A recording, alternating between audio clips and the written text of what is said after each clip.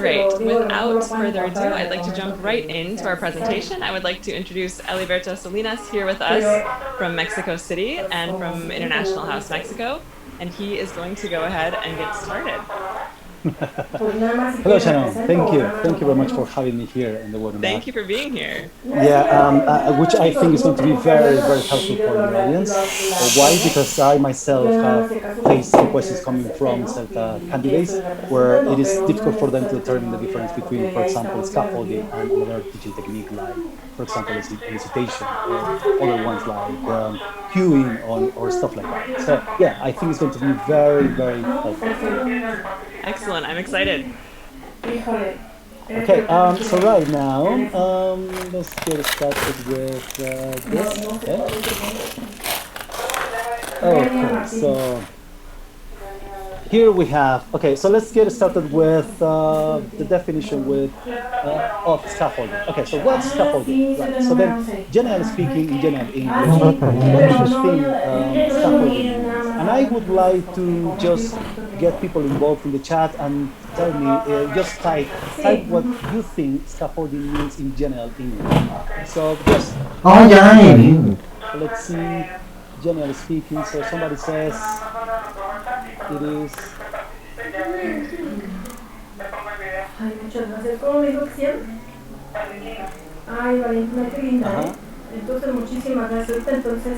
Yep, so we've got some great answers. We have, someone said teaching online. Claire says working within a structure. Yeah. Liliana says giving instructions one step at a time. That's correct. We have a good answer from Jennifer, building on your initial lesson.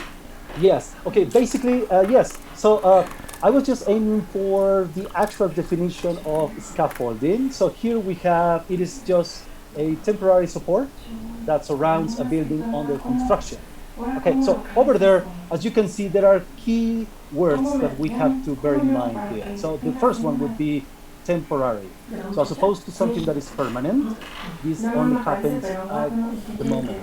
And here we have support, which means some help, assistance, and over here construction, which means it's being developed. Okay, so right. So having said that, here we have a picture that represents exactly what I'm talking about. So here we have the structure, and here we have two masons just working and enjoying themselves, so probably sharing some ideas and thoughts over a cup of tea. And they are just sharing the tea using this scaffolding. Okay? All right. So now, having said that, what do you think is scaffolding in teaching? Okay, so basically some of the answers related to that, and some of you said, yeah, it's kind of breaking your lesson into different parts. Okay, good. So now I would like to just have more answers from different people. So what do you think scaffolding is in teaching? Okay, Felipe says providing support. That's correct, providing support. Oh, okay. Another good answer, logical sequencing of learning with support. Logical sequencing, yeah. Preparing the students to receive new information. Yeah. Someone gave an example about scaffolding instructions, when you break an instruction into pieces so that it's easy for students to do in the activity. Yeah, that's correct. Yeah, actually it has to do with different levels. And in here we have, it is used metaphorically to describe the temporary interactional support that is given to learners while their language system is under construction. So again, we have keywords one more time. We have temporary, as opposed to permanent. Then we have support and construction, which means being developed. Okay, so now we are just referring back to the core meaning of the word scaffolding. Now in teaching. So then, what is this coming from? So this is basically coming from Bruner's theory about cognitive development, which means basically how we connect ideas and things in our brains, in our minds, so we can just convey meaning and express meaning. And here, basically in a classroom, this has to do with social constructivism, which is basically the fact that people learn best when there is some interaction with others. And as you can see there is a teacher trying to just interact with the learners. And as opposed to being on your own, the learners are more likely to make connections in terms of meaning just because of this interaction with the teacher. Okay, so basically the answer is correct. breaking this lesson into different components so students learn little by little the bits so they can have the whole at the end. Okay, so now here we have verbal scaffolds. So what are those? That is the first category, and basically it is how you model the think aloud. So what is that? Think aloud. Any idea on the chat? So what do you think the think aloud means? Do you think it is just what? What you hear, what you think of? So what is that? What do you think is the think aloud? Anybody? Have a guest brainstorm. Yeah, brainstorm. Presenting your ideas, Right. having students try to articulate, saying your ideas without any No, filters, tiene que quitarle listening acá, ideas. silenciar y acá. Yeah. O sea, los dos rojos los tienen que Yeah, very quitar. good. So Abrir. basically, think aloud would say, well, would mean basically what you are thinking, but in terms of not just speaking that in words, but doing something. As opposed to just speaking, you have to reinforce this with modeling, means doing what you are saying. Also what you are thinking. So students get a clear idea of what you are saying. Okay? So slow your speech and enunciate. So that means you have to speak naturally, but you don't have to talk to them as if they were mentally challenged, because that would be patronizing. But rather, you have to speak naturally, and you have to sound, let's say, in a way that they, let's say, understand that you are explaining something important. So enunciate means being clear. So forget about just rushing and try to just select words that can be pronounced clearly to your students, as opposed to just trying to use complex lexics. This is not the moment. You are right now talking to your learners, and probably you are explaining a task, so it has to be clear all the time. Now, how can we do this online? So basically what you can do is use the chat. So as opposed to just talking to them, you can use the chat to visualize your instructions and just type your instructions in such a way they are simple. For example, you can use just imperative language just to do that. Or you can use bullet points, and you can use copy-paste on the board. Depending on the platform you're using, you can use a board, and then you can just copy-paste the information, and they can see the instructions. You can just follow them. Okay, reinforce contextual definitions. So that is basically, if you are teaching something and you are talking to them, you have to go back and forth to context so they can refer back to what the meaning of the structure is. For example, if you are explaining the second condition, and probably is this person just daydreaming about how difficult or how unhappy he feels doing what he's doing right now, and the fact that he cannot leave is good. So probably you just refer back to that context every time you talk to learners. For example, you can say things like, oh, do you remember this person? Does he like his job or he doesn't? Things like that. So you can go back and forth in terms of context. And this can help a student scaffold meaning in terms of understanding the structure. Okay. The next point is simplify questions. So as it says there, it's straightforward. Basically, it's just trying to look for simple language. Again, if you're asking a question, probably you are clarifying meaning. You're using what we call a concept check question, but probably you are checking instructions. You use what we call ICQs, instruction checking questions. So you have to use simple language. It has to be straightforward. And also as well, remember, you are not teaching, you are clarifying our meaning or instructions.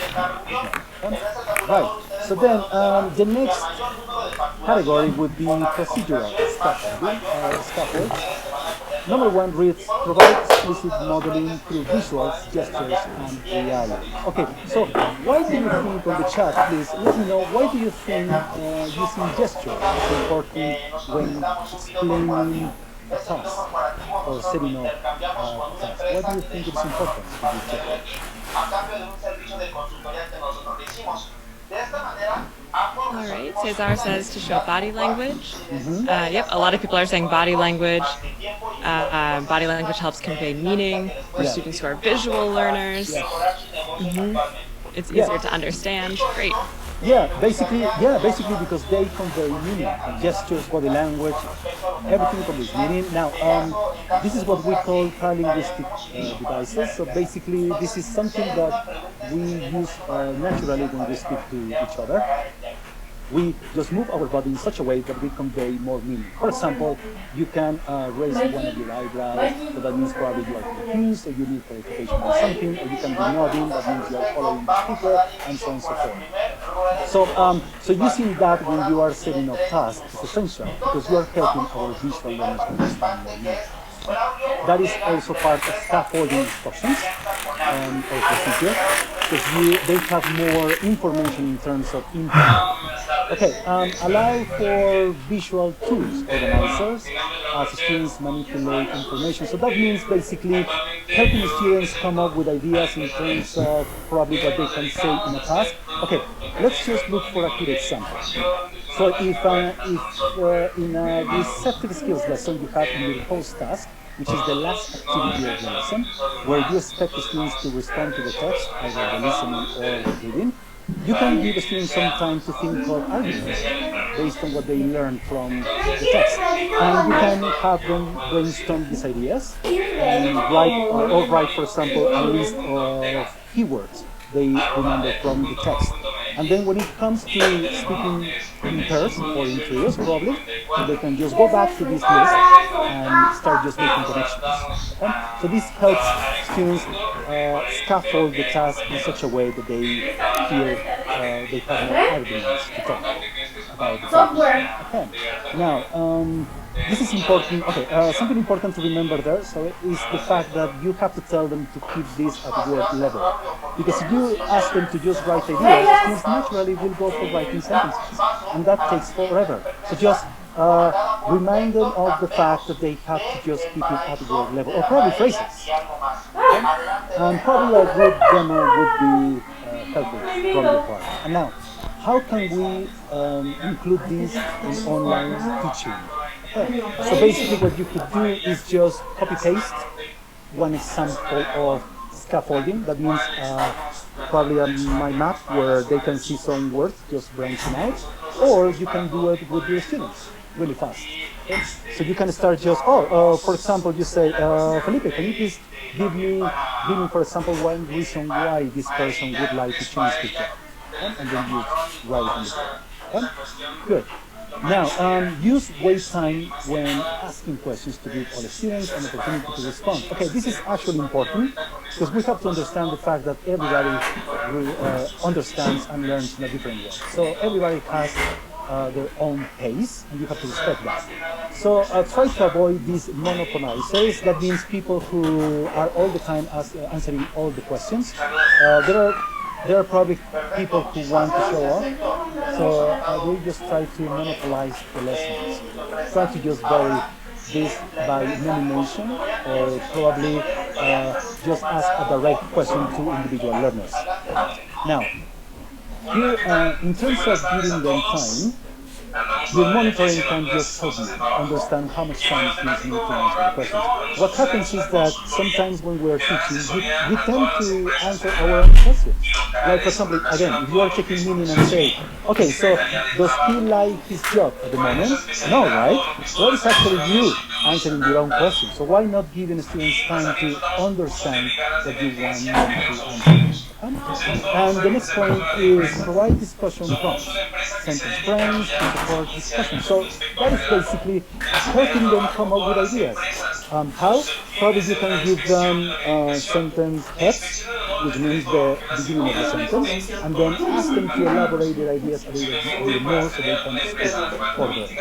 Because if you don't ask them to elaborate more, probably they can just keep their ideas simple. Okay, how can we do this online? Again, you can use the chat, you can send individual messages, and you can create for problems.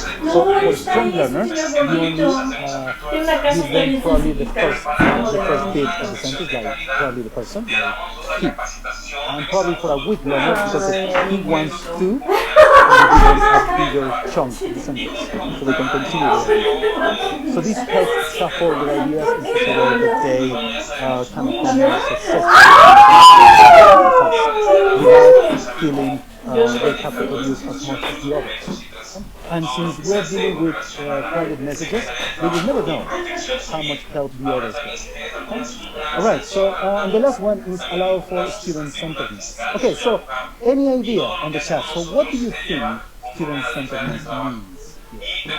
So it's basically what? Does that mean you have to focus on what? Or the students do what? Yeah. What do you think?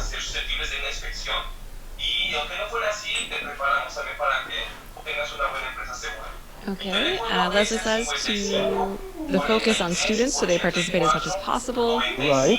Cesar says to have students build the class. Yep, everyone's pretty much saying the same thing. Great answers. Yes. Karina says the students have to be active in their learning process. Yes, yes, definitely. So yeah, basically it's keeping the students active in the learning process. And what you can do is when it comes to procedural scaffolding, you can ask them to work in pairs as opposed to individually, and you can also ask them to negotiate meaning.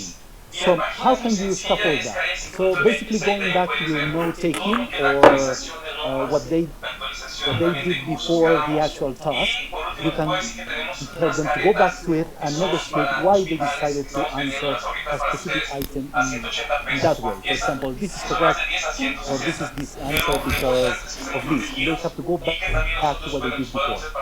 And also as well, remember that our goal as teachers is to help the students become more autonomous. So that means becoming more independent, and then at the end of the day, they will not need to have a teacher next to them. Also, this will help them as well. All right. So then, support every student by breaking learning up into chunks. That is something that somebody mentioned in the chat. Providing a concrete structure. Yeah, a concrete structure for each. Okay, so that means you can scaffold your task, but also as well, you can scaffold your planning. So if you think about the planning as a road where students are going to go through to get to a certain point, then you have to help them achieve aims little by little. For example, at the beginning, what is the aim of the lead book? So you have to have a specific aim there, and then this is going to lead me to another thing, which is probably my prefix vocabulary stage, and so on and so forth. So if you scaffold your lesson in such a way that little by little you grade the amount of challenge, you help the students understand the lesson and succeed at the end.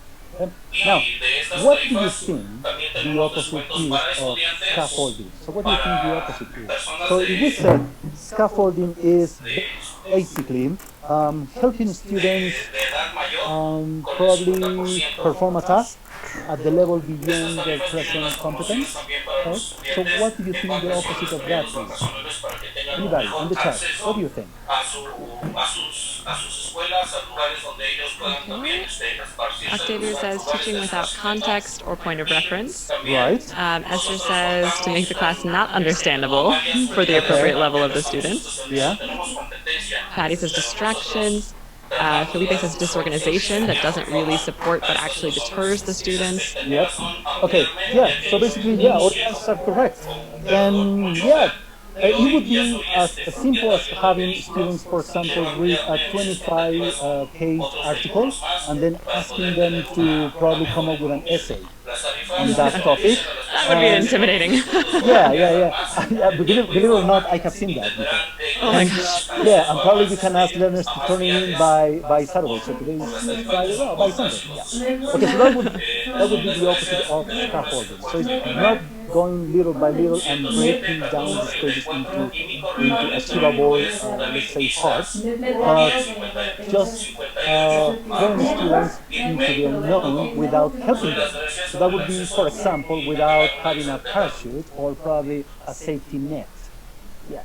And obviously, that is intimidating, and this doesn't help learning. On the contrary, it prevents learning from happening. Okay, good. So now, we have, okay, so let's start by agreeing that scaffolding a lesson and differentiating instruction are two different things. So what do you think? Let's say, so scaffolding. So we have just discussed about that. So we said it is breaking learning or breaking the stages of a task in such a way that students feel more guided or probably they understand it better. But what about differentiating instruction? So what do you think? What are your views? What do you think differentiating instruction is? And what are the differences?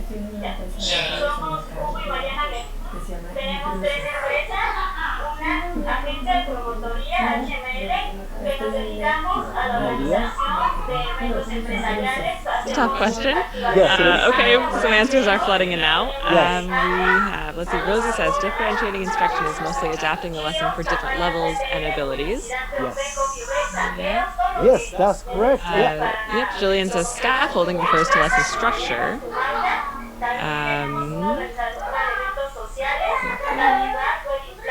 Differentiating instructions refers just to instructions. Okay. Yeah, tasks for mixed abilities. That's right, Una. Right. Okay. Yeah. That's differentiation. Right. Fair enough. So now, so here we have scaffolding versus differentiating instruction. So we have when scaffolding reading, for example, you might preview the text and discuss key vocabulary. So what we call blocking vocabulary. And what I mean by that is selecting words that can prevent learners from understanding the task or answering the task correctly. It's not just any word, but words that can block comprehension. And also as well, showing the text and then read and discuss as you go. So basically you have a text and probably over there you can see clearly 5 different paragraphs. So probably you can ask learners to focus on the first 2 paragraphs at first and then have them discuss a question related to the content of the text, and then you can move into checking the next paragraph. So this is breaking the text into paragraphs, so the amount of information is not that deafening. Okay? Alright, so that is basically scaffolding. We're using the same material, but we are just dividing the amount of challenge into different parts. As opposed to differentiation, where you might give a student an entirely different piece of text to read, because of what somebody said in the chat. Yeah, this has to do with mixed ability teaching or learning, which means basically catering for different levels in the same classroom. So you have noticed that some of your learners are kind of weak in terms of their language competencies, so then you decide to give them a different text for them to be helped a little bit more. Alright, or you shorten the text or alter it in a way that it is more digestible. So probably you can get rid of difficult lessons, or you can get rid of certain lines or paragraphs so they understand it better. So, and also as well, you can modify the writing assignment as follows, or the speaking assignment as follows. For example, you can have them respond to the test by writing an email, but for your weak learners, you can ask them to talk about this instead. Because probably writing email will take longer for a weak learner. Alright, so that is actually the difference between differentiation and scaffolding. And as people said it, basically differentiation means catering for different levels in the same group. It has to do with mixed ability learning, and scaffolding is just helping learners achieve their goal, but just by breaking the task or the teaching into different components. Cool. So now, here we have an acronym. This is actually something that those two terms share in common. The ZPD. So what is that? So any idea, please, in the chat? What do you think? This is what scaffolding and differentiation share in common. ZPD. What do you think that stands for? Okay, we've got a lot of people saying zone of proximal development. Wow. Good. All right. Okay, good. Fantastic. So yeah, you're right. So the ZPD is the distance between what learners can do by themselves and the next learning that they can be helped to achieve with competent assistance. Yeah, so basically, zone of proximal development. Okay, so what does that mean exactly? So basically, it's what the students know, what they are capable of doing at the moment, and what they can achieve as of now with some help. Okay? All right. So now, having said that, this is what scaffolding and differentiation instruction have in common. Okay, so let's get to some scaffolding strategies to may or may not have tried yet. Okay, so you may not have tried some of them. So for example, number one is show and tell. So as we said it before, model for the students as opposed to just talking. Show students what you mean by, for example, match this column with this column right here. Whenever you are testing your handouts, you can use your fingers and just visualize this more for our learners. Every chance you have, show or demonstrate to students exactly what they are expected to do. So if you have them carry out a role play, for example, between two characters, so probably the father and the son wants some money to go out for the weekend, so then do it with one learner. So that would give students a demonstration that will help them understand what you mean by talk to your father about this, or convince your father to give you some money. And to show students also the outcome or product before they do it. So if you, for example, have students write an email, show them a model of an email. So this is telling them, oh, okay, so this is actually what I expect you to do at the end of your activity. So students know exactly what to look for, what to aim for. And also as well, yeah, and at the end, I love this. I love. Sorry to cut you off. I love this idea, and I feel like models are great because you can get so much out of them. They serve to make the instructions really clear, and you can also, as Eliberto, you were just saying, you can give students a really clear reason for watching their models. So don't just give them the email, for example, but you can give them the email and explicitly say, this is what you'll produce at the end, or even give them a little task for reading the email. Read the email and see what kinds of information you can find in each paragraph, and that will help the students understand what information they have to put in each paragraph. So, great tip. yeah, and yes, Shannon, thank you very much. And also as well, as I said it before, if you help the students identify, for example, different features of the layout of the genre, students will become more familiar with what they are doing at the moment, and also they will compare the final product with the model. And that also leads us to the next point. A model should be presented side by side with criteria, chart, and rubric. So that means, for example, all the parts of the layout, or probably the type of language you are expected to use for that specific context or genre. Yeah, okay, good. So now, that's number one. Number two, tap into prior knowledge. So sometimes you may have to refer to author hints and suggestions, giving them to the connections a bit. For example, again, going back to my example about second conditional, if you say, okay, so if he had the time, he would change his job. So that means this person is not probably happy with what he's doing at the moment. So go back to what context gave them in terms of meaning, and also as well connect this with what they know in terms of grammar. So is this talking about something that happened in the past or didn't happen? Do you think this is real or not real? And so on and so forth. So this is actually going back to previous knowledge. And once they get there, they will grasp the content and as their own. So that means they only need some help at the beginning. So scaffolding, that's very important. And this also goes back to one of the keywords we say in the definition of scaffolding. It is temporary. It's not permanent. So it has to do with just this help that the students need at this specific moment. So that doesn't mean they need you all the time. Okay? And the second point would be launch the learning in your classroom from the prior knowledge of your students and use this as a framework for future lessons. So this again, when planning your lesson, keep in mind the fact that these learners have a natural sequence of structuring meaning. So for example, if you are to teach simple present, probably it would be a good idea to give them present continuous before. Why? Because it is proven, rumor has it, that people understand present continuous faster than present I'm sorry, yeah, than present simple. And basically, this can lead you, for example, to present perfect and so on and so forth. So you have to have a logical sequence of structuring your lessons. So you can help them scaffold this vital knowledge.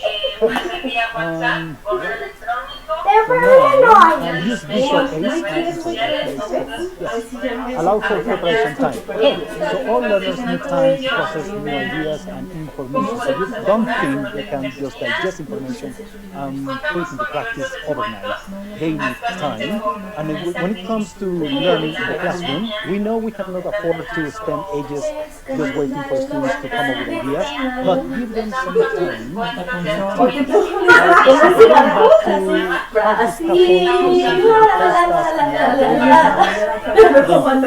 you give them this 2 minutes for them to come up with ideas on, let's say, reasons why the person would like to change his job, then give them those 2 minutes to think about this. And also, based on your monitoring, you can determine whether these people need more time or they are ready to go.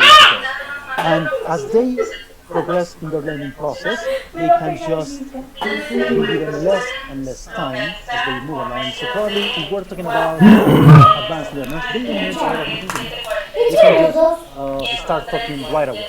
Before, they have the opportunity to scaffold their thinking in a way that they feel safe. This is a great point, and it's really easy to include in your lessons without a lot of big changes. You don't have to give a full 10 minutes for thinking time or anything crazy. It can be something as simple as, okay, before you talk to your partner, take 30 seconds and think about what you're going to say and think about how you're going to use the new grammar when you say it. Just to, have a little bit of processing time. Yeah, of course. And it has to do with where the students are at the moment and what they actually need for them to succeed. Yeah, good point. Okay, so they also need time to verbally make sense of and articulate their learning with the community of learners. So this has to do with what we said before, social constructivism. Okay, so now, based on this, we have also used visual aids. So graphic organizers, this is what we said before, so help the students visualize their thinking by having them use a mind map or probably some lists or Venn diagram where they can just see how things can connect in such a way that they can express their ideas better. And then we have graphic organizers are very specific and they help students visually represent their ideas. Organize information. And graphic organizer shouldn't be the product, but rather a scaffolding tool. So that means don't ask students to spend 10 minutes just working on this mind map, because that's not actually the product, that's not the aim of the activity. This is just for them to get some help. And when it comes to talking, they can just refer back to this and have more arguments for their speaking. Yes, Shannon, you want to say something? Oh no, I was just saying that's a great point. I found that if teachers end up spending too long on the sort of brainstorming stage, students get confused and they think that's the whole task. Yeah. So you can be very clear in your instructions that just taking 2 minutes, are we doing the task now? Nope, just brainstorming now, or whatever it is. Yeah, that's correct. Yeah, sure. And also, but remember what I said before, don't encourage students to write long sentences or complete sentences, because this will only promote reading. So they will just stand up and start reading what they wrote, and that is not the actual aim of the lesson. Well, if it is, for example, a writing task, that would be different. But and just having a speaking task as an example. Okay, good. So then here we have an analogy. So this is basically training wheels. So this is basically what you need to use scaffolding for. It's like you're training wheels. At the moment, this is what the learner needs, but it doesn't mean learners will need this all the time. We have to give them the chance to, little by little, become more independent and more autonomous. But if you don't scaffold your teaching and your task, they will not get to that point, because it would be just too difficult or probably too easy for them to become more independent in the future. Okay, so that's actually the end of the presentation. Great. Okay. So I can see that we have some questions in the Q&A box, and we'll get to those in just a moment. Feel free to add more questions if you have any in terms of following up on what you just learned about scaffolding. And in the meantime, let me come back to my slides. So this was very helpful. Thank you, Eliberto. We got a lot of great information about scaffolding tasks. And hopefully you can see from this presentation that you don't have to make any huge changes. It can just be little changes that make a really big difference in your classroom. Even something as simple as, we were talking, Eliberto, about giving students a little bit of processing time and time to digest. I see this in changes as simple as implementing what's called the task cycle in your lesson. So for example, instead of having students do every activity all together as a whole class, which doesn't really give them any time to process the activity, make a simple change, such as letting the students first do an activity alone, then check in partners, then you go over the answers as a class. So by the time you're going over the answers together, each student has had the chance to really think through what they're doing individually. They've then had a chance to talk through the answers with their partner, maybe get some help from their peers, and then they're ready to go over the answers with you.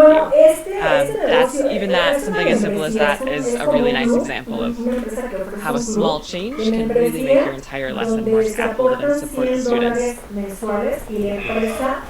So in all of this online teaching, the reason we're doing this webinar series is because we know a lot of people are trying to teach online for the first time, perhaps, or teaching online a lot more now that we can't teach in person right now in many places in the world due to this quarantine situation. So for teaching online, a couple things that are really helpful to have. First, obviously, it's really helpful to have some additional training on how you could use maybe the methodology you already have online, and that's a big reason why we're doing this free webinar series. In trainings like this, you can also get some activity and resource ideas. You can also check out templehorizons.com for a blog and podcasts. Eliberto and I did a podcast interview as well that will be coming out very soon. And then it's helpful, as you heard, Eliberto was giving examples like the present continuous versus the present simple and the second conditional. If you're hearing things like that and you're not quite sure what that is, obviously when teaching English learners, you need to have an understanding of the grammar in order to be able to teach effectively. And then finally, it's really helpful to have some practice doing all of this stuff. So if you are somebody who's interested in getting further training or even getting a certification that's going to help you teach English in general, and especially right now that's going to help you teach English online in terms of your preparation and also your official qualification, International House Mexico is currently running a SALTA course that is 100% online. This has been officially approved now because we can't do anything else. We can't do an in-person course at the moment. So for those of you who know what the SALTA course is, you probably know that one of the things that makes it so reputable is that it's very hands-on, very practical, and it always contains an in-person component. However, we are now able to offer the SALTA online, or the SALTA is able to be offered online. There is still live teaching practice, so it hasn't changed. You don't not get that teaching practice. There's still 6 hours just like there is on the in-person course, and it is with live students. You'll be teaching live classes. You'll just be teaching them online instead of in the physical classroom, which is great actually if teaching online is something that you want to do, because you will get hands-on training with real students in terms of how to teach online classes, and you'll also learn how you can apply many of the same principles that you're learning in your online classes to teaching in the physical classroom as well. It is the exact same SALTA certificate that you receive at the end, so it doesn't say online or anything like that. It's exactly the same SALTA certificate as you would get in person. And I believe this is correct, Eliberto, that right now International House Mexico is running a special. So the cost of the course is about $1,400 US, which is a lot better of a deal than many of the courses out there. It's about half of what a lot of in-person courses cost around the world. Yes, that's correct. It's a good deal. Yeah, great. Okay, so that is something that you could look into if you're interested in getting a SALTA and you have some spare time because you're not able to teach or work on your normal schedule. It's very flexible. Basically, you work through the online material week to week on your own time. And then you have about 2 days per week, I believe, where you do the online live teaching practice. And there's a selection of times for that. You can either do it in the morning or in the evening, depending on your schedule. And that way, International House of Mexico accommodates people in different time zones as well. So that's great. So you could be doing the Salta at IH Mexico from Thailand or from Boston, where I am here, wherever you are. So if you're interested, these are the upcoming course dates. There's a course that just started now, so it's probably a bit late for that April 20th course, but the next course begins May 4th. So it's coming up. If you're interested in applying, you can do that actually through IH Mexico directly. You can also apply through us at TEFLHorizons.com/Salta Online. We've been helping out a little bit just with the influx of applicants for these online courses. Another great thing about doing the Salta at IH Mexico is IH Mexico Salta candidates are entitled to a 50% discount on our TEFL Horizons online grammar course. Eliberto, as a Salta trainer who has seen lots of different Salta candidates go through the Salta course, how important would you say grammar knowledge is on the Salta? Yeah, actually, it's very important. Why? Because I mean, we're not actually looking for a lot of terminology at the beginning of the course, but we're looking for strong language awareness. So that means you need to know exactly what you're saying and when to say it and how you say it. Yeah, I mean, terminology can just come as you progress in the course. It's just memorizing little terms and that. But when it comes to language awareness, yeah, you have to be aware of what you're saying. So it's very important. Yes, exactly. And the Salta course, if you've taken the Salta course before, feel free to type your answer into the chat. Is it stressful? Does it move very quickly? Is there a lot that you have to learn in a very short amount of time? I think, well, yes. A lot of people are saying very fast moving. Yes, yes, yes. Yep, yes, in all caps. Yeah, a lot of people are saying stressful. So I don't want to deter you from taking the Salta. Somebody said prepare for less sleep. Yes, but it is a very, very hands-on course. Yeah, as Rosie said, it's worth it. It's a very hands-on course that moves very quickly, and the trainers on the course are very well prepared and trained experts at teaching you how to teach. There really isn't time with how fast the course moves for the trainers on the course to teach you the grammar. You're expected to figure that out on your own before you have to teach your grammar lessons, and you do have to teach multiple grammar lessons on the Salta course. So it's really helpful if you have a way to get that knowledge yourself in a way that doesn't cost you all of your sleep, and then you won't have to worry so much about figuring out the grammar on the course. You can focus on just the teaching part of it, and you'll have that grammar knowledge already. So this grammar course was designed by my co-founder and I at TEFL Horizons. We are both Salta trainers and have been training on Salta courses for many years, and we developed this course in response to what we saw that our candidates needed when it came to grammar. So we designed it in such a way to make it a little more fun, we hope, than just paging through tons of grammar reference books. The course is divided into 4 different modules, so we go over the present, the past, the future, in terms of all the verb tenses, and then we also have a 4th module on patterns and structures, so other grammar aside from verb tenses that always commonly comes up in courses, English courses. So for the verb tenses, modules 1 through 3, we do a unit on the simple, the continuous, the perfect, and the perfect continuous form of the verb. If you don't know what all of that means, you will need to on the Salta course or in your teaching. Your students will know this. So that's a good indication that grammar is something you need to brush up on. And then module 4 includes, we go over used to, the passive voice, modals, and gerunds and infinitives. So how the course works a little bit more specifically, each unit begins, so each of these units we just talked about, begins with a short video that covers the context, meaning, and the use of the grammar. It looks kind of like this. So it will start out with a little video. It will give you, for example, if this is the unit on the present perfect, it will give you a little video in which the present perfect grammar naturally comes up. So you can see a situation in which this grammar might be used in real life. Then we'll break down exactly the different uses of that grammar. So why did we use the present perfect in this particular instance. From there, we actually give you CCQs. These are very short, direct questions that check your own understanding of the grammar. The bonus is you can also use these CCQs. If you've taken a CELTA course before, you know what those are. You can use those CCQs with your students. So you can actually pose these questions to students in a lesson and help them understand the grammar. We then also go over any sort of confusion or common questions that come up when you teach this grammar in class. For example, there are very often questions about why we use the present perfect in some situations but the past simple in other situations. Or what's the difference between something like, I've lost my wallet and I lost my wallet? These are the kinds of questions that can make teachers feel really put on the spot in class, and they're questions that students always have. So we've prepared answers for you so you don't have to spend the time feeling like a deer in the headlights while you're teaching this stuff. All right, so from there, after meeting, we do a quiz that will help reinforce what you've learned so you can make sure you understand it.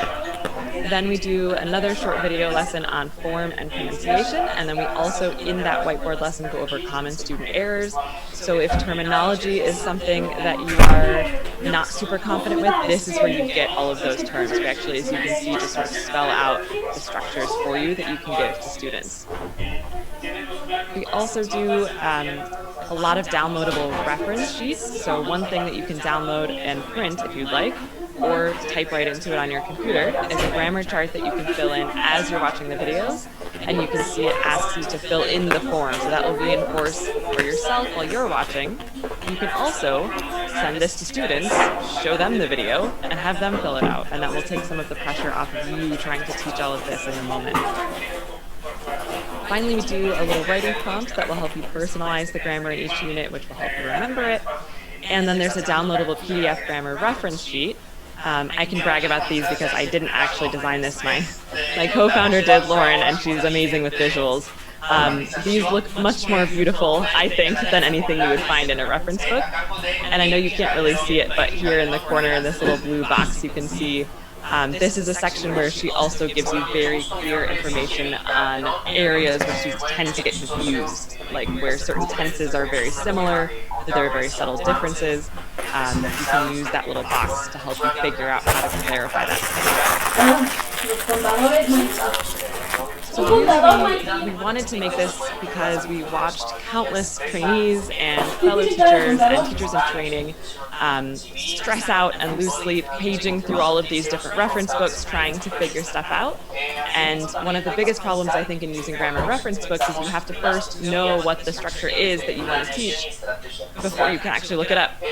So if you don't, if you just have a sentence and you want to know what that grammar is, sometimes it's hard to know where to start. So the course basically takes away the need for all of that, and it just spells it out for you so that you don't have to stress about it. By the time you're done with the course, you'll just know it. Normally, for everything included, the course is online, as I mentioned. You don't have to download anything. Once you purchase it, you get to log in whenever you want from wherever you are, and you have access forever. So it doesn't expire. It's not a monthly subscription. Once you have it, you have it. So normally we charge $199 for the full course for lifetime access. Right now, since we're doing these webinars and since everybody's stuck at home during quarantine, we're running a special for $147. But IH Mexico candidates, as I mentioned, get a 50% discount. So if you are about to enroll in the CELTA at IH Mexico,